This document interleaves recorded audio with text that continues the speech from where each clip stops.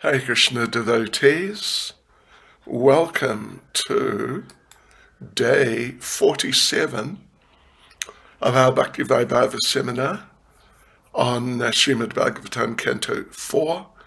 We are in chapter 21, Instructions by Maharaj Prithu, and we're continuing with text 31. First of all, though, let us chant our prayers. Nama Om Vishnupadaya Krishna Prestaya Bhutale Shrimati Bhakti Vedanta Swaminiti Namane Namaste Saraswati Deve Gauravani Pracharane Nirvishesha Shunyavadi Pastya Chadeshatarane Sri Krishna Chaitanya Prabhu Nityananda Sri Advaita Gadadha Shivas Adi Gaura Bhakta Vrinda Hare Krishna Krishna Krishna Hare Hare Hare Rama, Rama Rama, Hare Hare. Vanchkalpatarubhyascha kripa sindhubhya eva cha. Patitanam pavanebhyo vaishnavebhyo namo namaha. Srila Prabhupada ki jai. Right, so fourth canto, chapter 21, Instructions by Maharaj Prithu, verse 31. By the inclination to serve the lotus feet of the Supreme Personality of Godhead, suffering humanity can immediately cleanse the dirt which has accumulated in their minds during innumerable births. Like the Ganges water which emanates from the toes of the lotus feet of the Lord, such a process immediately cleanses the mind, and thus spiritual or Krishna consciousness gradually increases.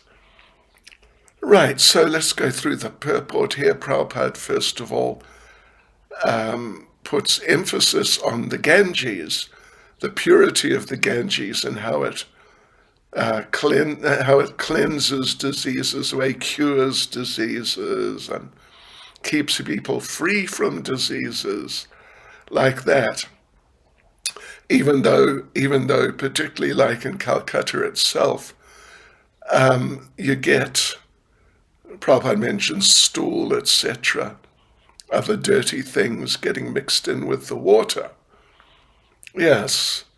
So, anyway, if we take shelter of the Lord's lotus feet, or if we become Krishna conscious, then we become immediately cleansed of many dirty things from innumerable lifetimes.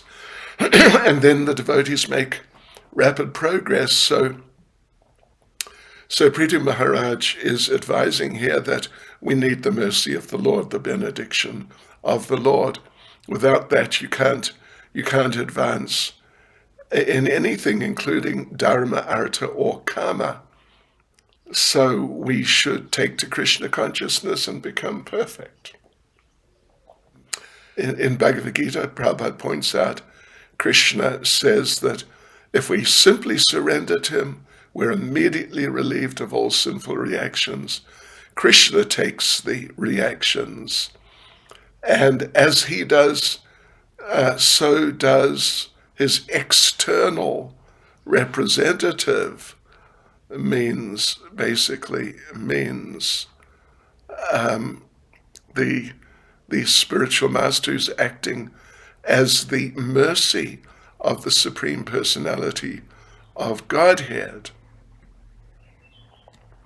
So then there's a second paragraph here, very, very short. Prabhupada points out how Lord Chaitanya stated that the spiritual master, Krishna's representative, has to consume is the word Prabhupada uses, all the sinful reactions of the disciple. And sometimes there's a risk in doing that of being overwhelmed if there are too many disciples with too many reactions. And therefore the spiritual master may undergo some difficulty. So Lord Chaitanya advised one should not accept too many disciples. 32. When a devotee takes shelter at the lotus feet of the Supreme Personality of Godhead, he is completely cleansed of all misunderstanding or mental speculation, and he manifests renunciation. This is possible only when one is strengthened by by practicing Bhakti Yoga. Once having taken shelter at the root of the lotus feet of the Lord, a devotee never comes back to this material existence, which is full of the threefold miseries. Yes, so there's a couple of paragraphs of purport here. Prabhupada first of all points out how Lord Chaitanya in his Shikshastakam instructs us that by chanting Hare Krishna, hearing and chanting the glories of the Lord, the mind is gradually cleansed. Due to material association, of course, since time immemorial, we have accumulated heaps of dirty things, so many dirty things in the mind. You cleanse something out, you think, it's clean now. Then before you know, something's back. So the effect of all these dirty things in the mind is that the living entity identifies with the body, is trapped by the laws of material nature, and just put into or remains in the cycle of birth and death. But when you're strengthened by practicing Bhakti Yoga, the mind can really be cleansed and remain focused and no longer be interested in material existence or sense gratification. Second paragraph, let's have a look. Actually, there's a few paragraphs here. But anyway, second paragraph. Prabhupada emphasizes that bhakti or devotional service, which is characterized by renunciation and knowledge that we're not this body, and renunciation meaning disinterest and sense gratification. So these two primary principles of separation from material bondage, they can be realized through Bhakti Yoga, through devotional service. And when a devotee is fixed in devotional service, then tyaktva deham purnarjanma naiti mameti sorajana, one will never come back to this material world. So then there's a third paragraph, and even a fourth, but at least here let's look at the third paragraph. Prabhupada says the word vijnana is important here.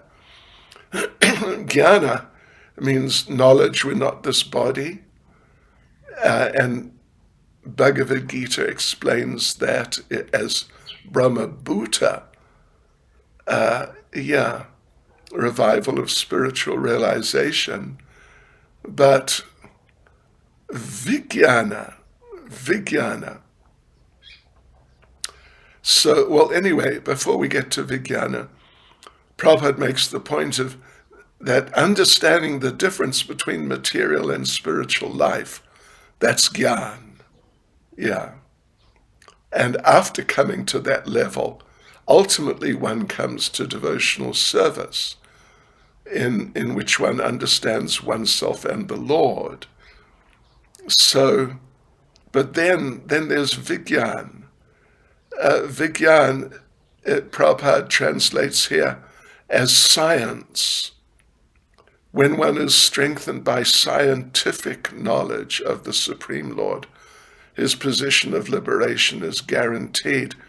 Now, of course, science, Prabhupada points it out, in fact, in Bhagavad Gita, chapter 9, verse 2, very famous verse, that the science of devotional service is described as pratyakshavgamam dharmyam, direct perception direct understanding, but direct perception, yes, of the principles of religion.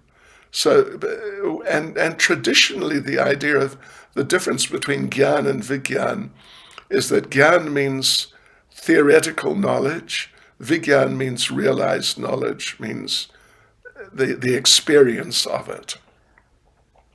So anyway, we go on to the fourth paragraph here, and Prabhupada points out that by practicing devotional service bhakti yoga, one directly perceives his advancement in spiritual life. In other processes, karma yoga, jnana yoga, dhyana yoga, or ashtanga yoga, you may not really be confident about your progress because you can't see it, you can't perceive it. It's more theoretical. But in devotional service, it's perceivable. Prabhupada gives the example of a hungry person. When a hungry person eats, that it's not a matter of theoretical, are you feeling satisfied or not, or do you need to eat more or not? It's not just a matter of belief, but it's completely perceivable. Yes. So here, of course, we're caught up in enjoyment and lording it over, but that's due to passion and ignorance. By devotional service, these things are diminished and one comes to goodness. And then ultimately, one can even surpass goodness to come to pure goodness, transcendental goodness, which is beyond the material level. Prabhupada concludes the purport by saying, when thus situated, a devotee no longer has any doubts. He knows that he'll not come back to this material world. On we go to verse 33. Prithu Maharaj advised his citizens, engaging your minds, your words, your bodies, and the results of your occupational duties, and being always open-minded, you should all render devotional service to the Lord. According to your abilities and the occupations in which you're situated, you should engage your service at the lotus feet of the Supreme Personality of Godhead with full confidence and without reservation. Then you'll surely be successful in achieving the final objective in your lives. So Srila Prabhupada explains here that Bhagavad Gita, 18th chapter, Swakaramana tam abhyarchya. Bhagavad Gita states that you have to worship the Lord by your occupational duties. And in order to do that, you have to accept varnashram. It necessitates that you accept varnashram. So therefore, Prithu Maharaj is saying that Gunai Swakarma be, varnas are made by the Lord according to the modes people are in, and the duties which are sort of compatible with or just natural to your particular modes. Of course, one in goodness is more intelligent, so can practice Brahminical activities, speaking the truth, controlling the senses and the mind, being clean, tolerant, having knowledge of one's identity, understanding devotional service. So therefore, if a person like this does devotional service as a real Brahmin, that person will attain the goal of life. And similarly, Kshatriyas, they have to protect the citizens, give everything in charity, manage things in Vedic ways, not be afraid to fight when enemies attack. In this way, a Kshatriya can satisfy the Lord by his occupational duties. A Vaishya can satisfy the Lord by producing food, protecting cows, trading when there's an excess of whatever products the Vaishya is producing, and in this way please the Lord. And then Sudras, generally understood to not be so intelligent, but they should work hard, they should work very nicely to serve the higher classes, and in this way they can please the Lord. So the bottom line Prabhupada points out is everyone has to try to satisfy the Lord by thinking of him always, praying to him, preaching his glories, and engaging in relevant services with the body and mind. So the Varnas are described in terms of parts of the body. I mean, that's something we've come across quite a bit already. Brahmins are like the head, Kshatriyas the arms, Vaishyas the belly, Sudras the legs. So actually no one is really higher or lower because there's a common interest. And so one who is supposedly, apparently on a lower level, may satisfy the Lord more than someone who's on a higher level, but not really doing things so nicely in terms of their duty, and thereby not satisfying the Lord so much. So it's not really, the point is not so much who's higher, who's lower. The point is, one has to, whatever one's position is, whatever one's duty is, one has to really do one's best to please the Lord. So in the second paragraph, Prabhupada raises the question that seeing the Lord is served, worshipped by great demigods, Lord Brahma, Lord Shiva, and so on and so forth. How can some ordinary human serve him?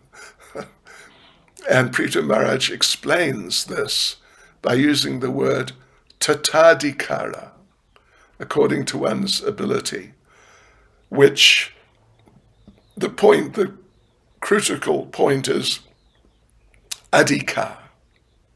Tatadika is tata adhika, according to your adhika, your ability, your qualification. So if you sincerely do your duty, that's enough. You don't have to become great like Brahma or Shiva. Yeah.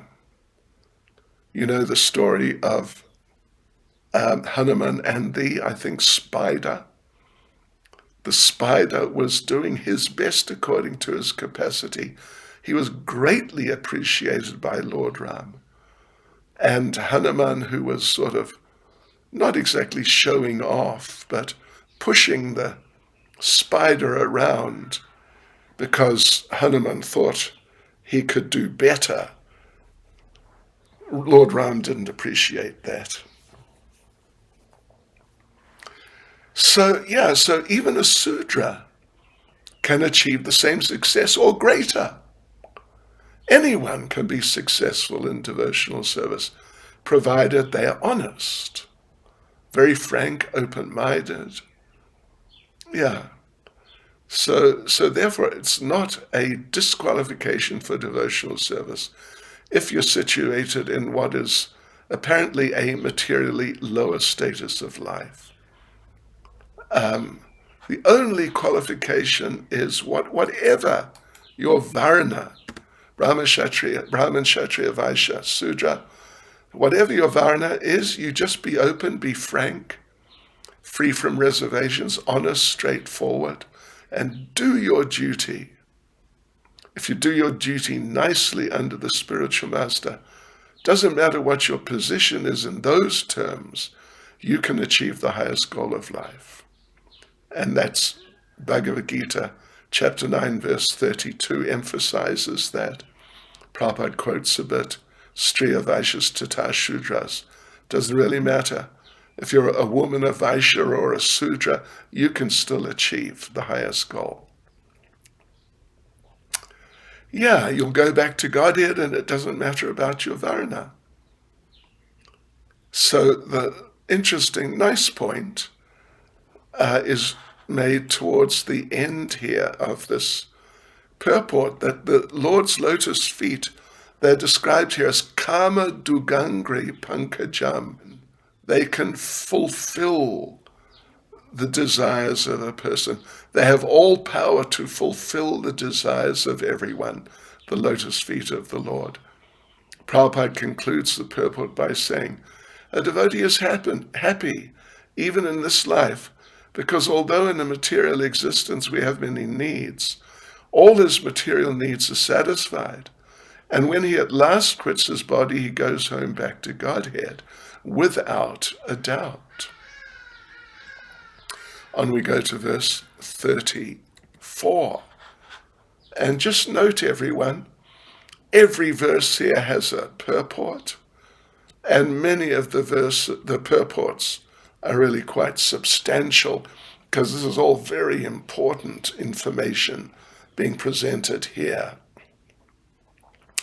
Verse 34, the Supreme Personality of Godhead is transcendental and not contaminated by this material world.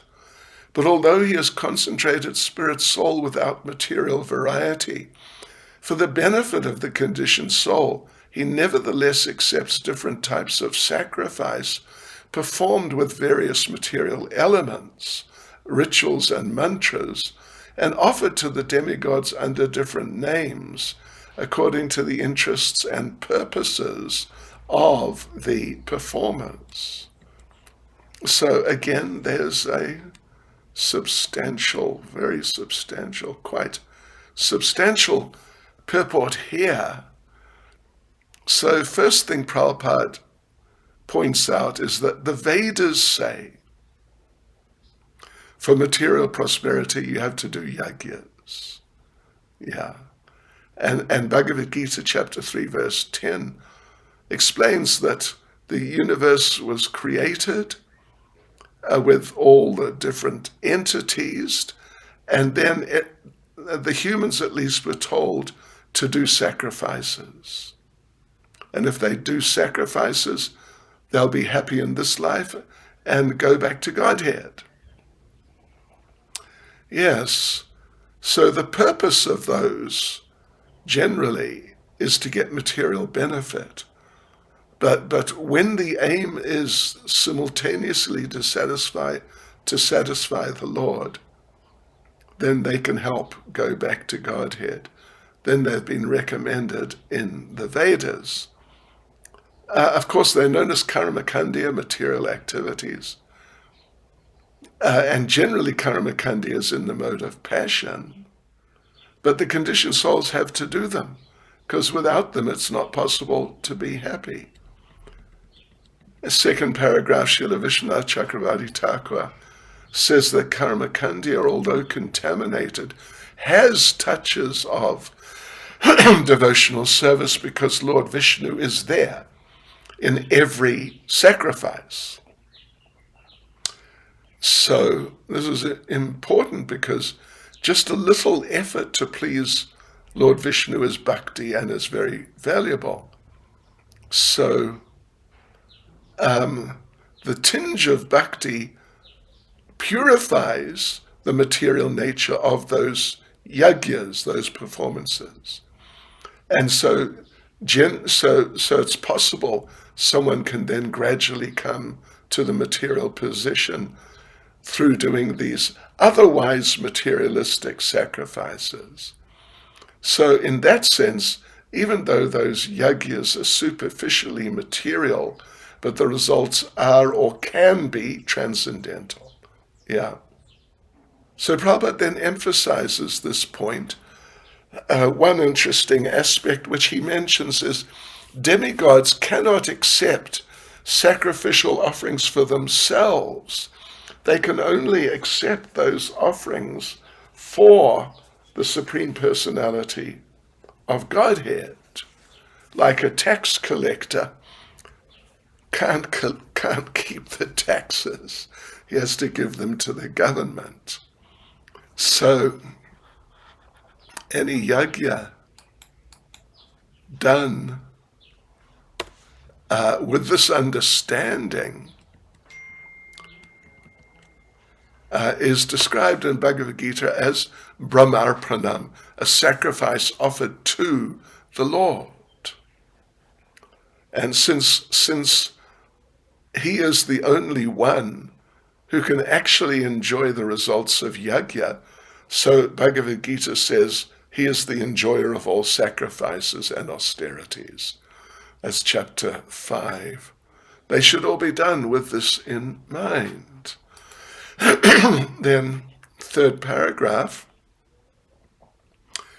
Bhagavad Gita chapter 4, verse 24 is quoted. Brahmarpanam Brahmahavir Brahmagno Brahmanahutam Brahmaivate Nagantavyam Brahmakarma Samadhina. And Prabhupada gives the translation: a person who's fully absorbed in Krishna consciousness is sure to attain the spiritual kingdom because of his full contribution to spiritual activities, in which the consummation is absolute, and that which is offered is of the same spiritual nature. So, anyway, the thing is that people who are doing these sacrifices, they have to remember that the Vedic sacrifices are ultimately meant for satisfying the Supreme Lord. And Prabhupada refers to Vishnu Purana 389, Vishnur Arajate Panta. Yes. So that's basically stating the same point. So anything done for the Lord is yajna. And by doing these yajnas, one gets liberation. But the direct method of liberation is devotional service, made up of the 9 processes: Shravanam, Kirtanam, Vishnu, Smaranam, Padasevanam, Archanam, Vandanam, Dasyam, Sakyam, Atmanavedanam. Hearing, chanting, remembering, serving lotus feet, worshipping, offering prayers, serving, befriending, and surrendering everything. So these are the best ways. By performing these 9 devotional activities, it's the direct process of sacrifice. It's the best way to satisfy the Supreme Lord, the satisfaction of whom is ultimately the goal of all the demigod worship and sacrifices and so on, karmakandya process. Yeah. So, but the thing is, if you can't directly take to the direct process of Shravanam, Kirtanam, etc., just serving the Lord, then you can take up the karmakandya process, indirect process of doing yajnas, which are ultimately for the satisfaction of Lord Vishnu, although immediately they're for demigods. Therefore, Lord Vishnu is called Yajnapati, the master of all sacrifices. So we go on to devotees. The 5th paragraph. This is a big purport here.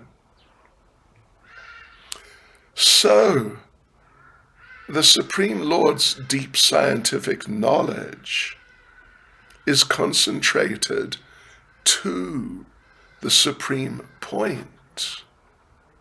So Prabhupada now is going to clarify that. Prabhupada says, for example, medical science knows some things, but the doctors don't know exactly how everything's happening in the body. Of course they don't. But Krishna knows everything in detail. Therefore his knowledge is Vijnana Gana. Vijnana Gana. It's concentrated transcendental knowledge. Yeah, because it doesn't have any of the defects of material science. So the Lord is Vishuddha Vijnana Gana, concentrated transcendental knowledge. Vijnana Gana means realized transcendental knowledge. Vishuddha Vijnana Gana means concentrated transcendental knowledge. So that's the Lord. So even though he accepts karmakandiya yagyas, he always remains in the transcendental position. Therefore, the term aneka guna refers to the Lord's many transcendental qualities. He's not affected by material qualities. Yeah, so if we engage in the process of devotional service, hearing, chanting, remembering, etc., then all the different kinds of material paraphernalia which is used are gradually transformed into spiritual understanding, because ultimately there's no difference between material and spiritual qualities, as everything comes from the Lord. And Prabhupada says this is realized by a gradual process of realization and purification. Vivid example given is that of Dhruva Maharaj. And of course, we're very familiar with Dhruva. He was the last, just before Prithu Maharaj, the last subject that we studied for a number of chapters. So he took to meditation, Ashtanga yoga, and chanting and so on to achieve material benefit, but ultimately became spiritually advanced. And then he didn't want anything material. He was satisfied just having the Lord. So ashaya means that determination. Generally, conditioned souls are determined for material profit. But when these desires are satisfied by yajna, gradually a person comes to the spiritual platform and life becomes perfect. So there's finally a 6th paragraph, which is short.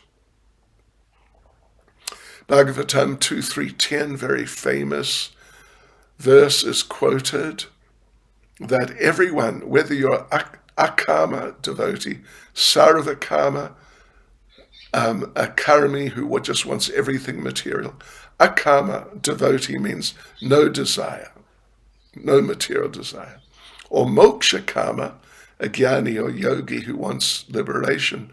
So whatever your category you're in, you're encouraged to worship the Supreme Lord by devotional service. Prabhupada concludes the purport by saying, in this way one can get both material and spiritual profit simultaneously. On to verse 35. The Supreme Personality of Godhead is all-pervading, but he's also manifested in different types of bodies, which arise from a combination of material nature, time, desires, and occupational duties. Thus, different types of consciousness develop, just as fire, which is always basically the same, blazes in different ways according to the shape and dimension of firewood. So anyway, Prabhupada explains that the soul has awareness in accord with his material body, which he attains by virtue of prakriti, material nature. Yes, even though the soul has got nothing to do with matter, but in the material world, the soul is aware of his material body. And this is got by the mercy, or Prabhupada uses the term virtue, of the material nature. And during the process of creation, material ingredients are activated by time, then the modes come, then we get a body from one of the particular modes or some combination. In animal life, ignorance is predominant. So there's very small chance, practically none, but Prabhupada says very small chance of realizing the super soul. But in the human form, we can come from ignorance to passion to goodness by the results of our activities. So therefore, we're advised to associate with spiritually advanced people, to become like them, to make progress. The Vedas say, Tad Vigyan Artam Sagurum Evabhigachet, that in order to reach perfection, you have to approach a spiritual master. And with this association, one proportionately develops consciousness of the Lord. So that's the highest perfection. And it's said that Gurum Evabhigachet, you have to do that. It's not optional. It's imperative you approach a spiritual master. And the highest perfection there is Krishna consciousness, pure devotional service. That Prakriti gives you a body, and your consciousness is there because you're a spirit soul within the body. And as you develop your Krishna consciousness, perform your activities, then depending on how pure your activities are, one realizes the Lord. So the example, Prabhupada gives an example here, that fire is always the same, but according to the size of the fuel, fire appears straight, curved, small, big, etc. On we go to the second paragraph of this purport.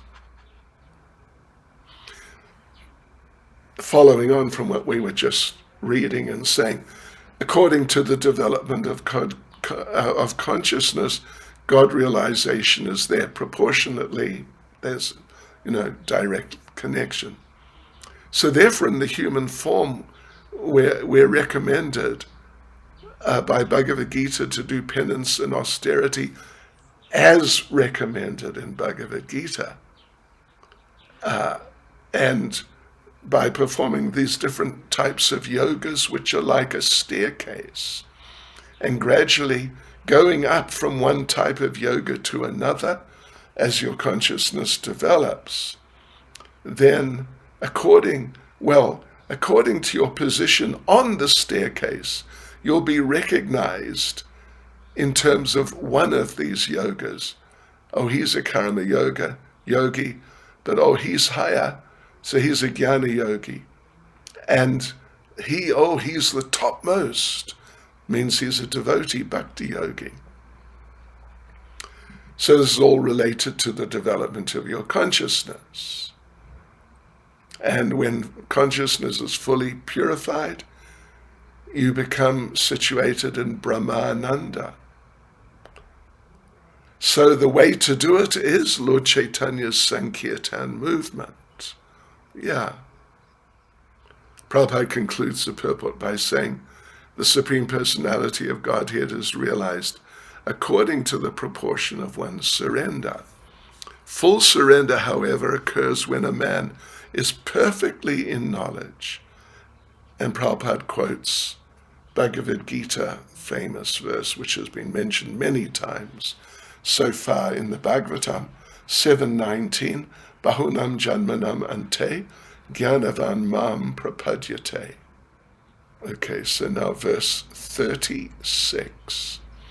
The Supreme Personality of Godhead is the master and enjoyer of all the results of all sacrifices, and he is the Supreme Spiritual Master as well. All of you citizens on the surface of the globe who have a relationship with me and are worshipping him by dint of your occupational duties, so all of you who are doing like that are bestowing your mercy upon me, Maharaj Prithu, the king. Therefore, O my citizens, I thank you. So he's saying, all of you who are doing devotional service according to Varnashram, then you're giving mercy to me, the king. Yes, because we are connected. So Prabhupada makes the point that here, Prithu Maharaj is concluding his advice, and the conclusion is, do devotional service, either as a neophyte or a more advanced devotee. Previously, he advised neophytes to do devotional service according to Varnashram, but then now he's thanking them for doing that, at least those who are doing it. And there's specific mention of the word gurum, which indicates the Lord is Chaitya Guru. As Paramatma in everyone's heart, he's always trying to induce in the conditioned souls to surrender to him and do devotional service. Therefore, he's the original spiritual master. And he manifests internally and externally to help the conditioned souls. Therefore, he's referred to here as Guru. Right, so however, it appears that at Prithu Maharaj's time, all the people of the world were under him. Yes, were under him, and they were doing devotional service. So he humbly thanks them for doing devotional service and giving him their mercy. Prabhupada concludes the purport by saying, in other words, in a state where the citizens and the head of state are engaged in devotional service unto the Supreme Personality of Godhead, they help one another and are mutually benefited. Okay, on we go to verse 37. The Brahmins and Vaishnavas are personally glorified by their characteristic powers of tolerance, penance, knowledge, and education. By dint of all these spiritual assets, Vaishnavas are more powerful than royalty. It is therefore advised that the princely order not exhibit its material prowess before these two communities and should avoid offending them. Yeah, don't show off in front of the Brahmins and Vaishnavas, and definitely don't offend them. In the last verse, the previous verse, Prithu Maharaj explained he explained the importance of devotional service for the rulers and for the citizens. So here now, he's explaining how one can be steadily fixed in devotional service. And Prabhupada refers to Srila Rupa Goswami, who's compared devotional service or development of devotional service to like the development of a creeper. A creeper has a weak stem, so it needs the support of another tree to grow. Then while growing, it needs protection so it doesn't just sort of fall off and, be lost. So Lord Chaitanya, while describing protecting the creeper, he specially stressed protecting the creeper from offenses to the lotus feet of the Vaishnavas. And of course, as we know very well, this is called Vaishnava Aparad. And if you do Vaishnava Aparad, all progress in devotional service will be checked, even if you're advanced. Your advancement will be spoiled. Prabhupada gives the example of Devasa Muni. He offended Maharaj Ambarish, and for a whole year he had to run around trying to defend himself from offense. Even he went to the Lord, but the Lord refused him protection and told him, go to the Vaishnav. Don't come to me. And We shouldn't go to the Lord and say, "Oh my Lord, I offended a devotee, so please protect me from that." You have to go to the Vaishnav. And Prabhupada makes the point that the worst type of Vaishnav aparad is Guru aparad. Srila Prabhupada says, right at the end of the first paragraph, among the 10 offenses committed against the chanting of the holy name, the first offenses are disobedience to the spiritual master and blasphemy of the Vedic literature. Prabhupada raises an interesting point at the beginning of the second paragraph. Lord Chaitanya, we want a simple definition of a Vaishnav. What's a Vaishnav?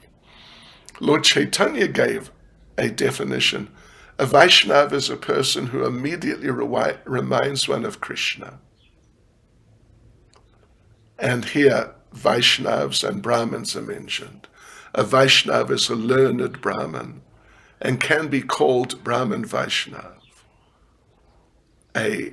Or a Brahmin Pandit, or Vaishnav and Brahmin. So in other words, a Vaishnav is already a Brahmin, but a Brahmin may not be a pure Vaishnav. So when a person understands his real identity, Brahma Janati, then he immediately becomes a Brahmin. But if this Brahmin is mainly impersonal, then that's not very good. But when he rises to the level of understanding the Lord, then he becomes a Vaishnav. Then he's transcendental to just being a Brahmin. That is very good. In material terms, there's just this common idea, Vedic idea, that the Brahmins are in the highest position in humanity, but a Vaishnav is even higher than a Brahmin, transcendental to a Brahmin, even though both are spiritually advanced. So, in Bhagavad Gita, the qualities of a Brahmin are described, or some of them at least: truthfulness, mental equanimity, control of the senses, the power of tolerance, simplicity, knowledge of the absolute truth, firm faith in the scriptures, and then practical application of the Brahminical qualities in life, living like that in your practical activities. So therefore, Prithu Maharaj is warning the citizens who are engaged in devotional service, be careful about offenses to Brahmins and Vaishnavas. Such offenses are so destructive that even the Yadu dynasty members, the family of Lord Krishna, were destroyed due to such offenses. And the Lord doesn't tolerate such offenses. He just doesn't tolerate. So on we go, devotees, to verse 38. The Supreme Personality of Godhead, the ancient eternal Godhead, who's foremost amongst all great personalities, obtained the opulence of his staunch reputation, which purifies the entire universe, by worshipping the lotus feet of those Brahmins and Vaishnavas. In the purport here, and again, it's an extensive purport, the Lord is described as Brahmanya Deva, means the Lord of the Brahmins, yes, which can include the Brahmins, and can include the Vaishnavas, can be taken to mean Brahminical culture. So he's the Deva, the worshipable Lord of all of these. So unless you're on the transcendental platform as a Vaishnav, or the highest level of goodness as a Brahmin Vaishnav, you won't be able to appreciate the Lord. In ignorance and passion, it's very difficult to appreciate or understand him. Therefore the Lord is described as the deity of the Brahmins and the Vaishnavas, meaning people are on better levels. Second paragraph. So anyway, that famous verse is quoted here. Namo Brahmanya Devaya Go Brahmana Hitayacha Jagatitaya Krishna Govindaya Namo Namaha. That Lord Krishna is the Lord of the Brahmins and protector of the cows and Brahmins, and the world, the whole world. So therefore we offer our obeisances to him. So without knowing and respecting the Brahmins and the cows, you can't realize the science of God.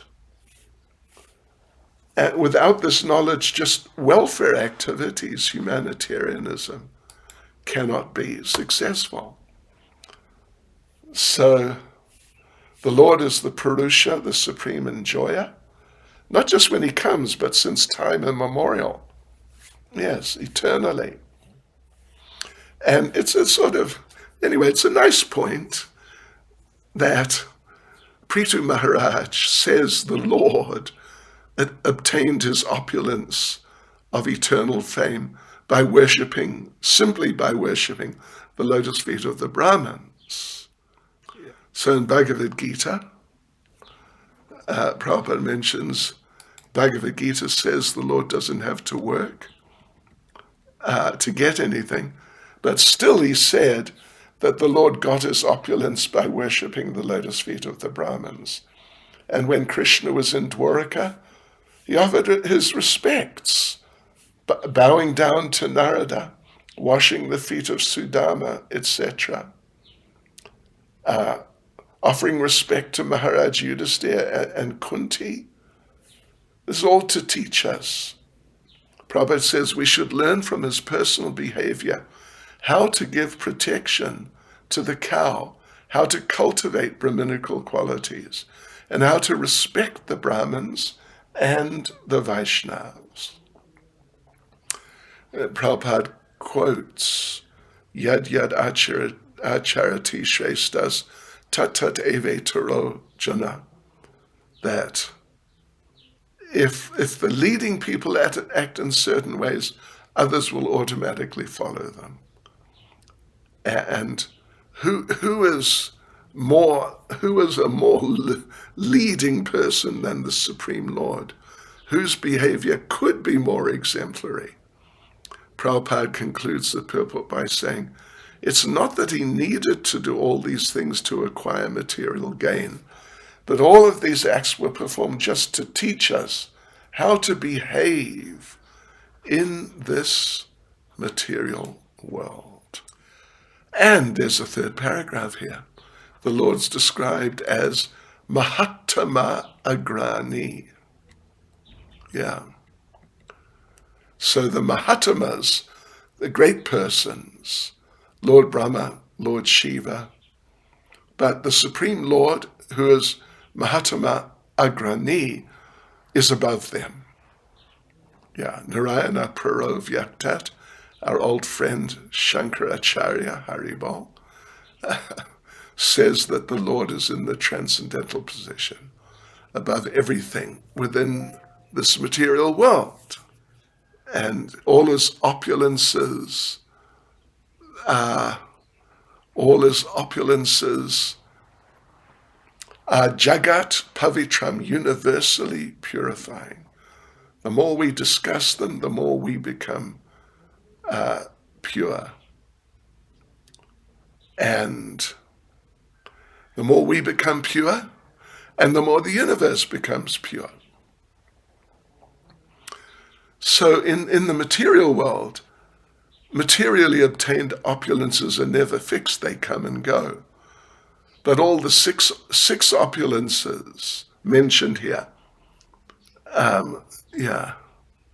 his wealth, his wealth, his beauty, his wisdom, his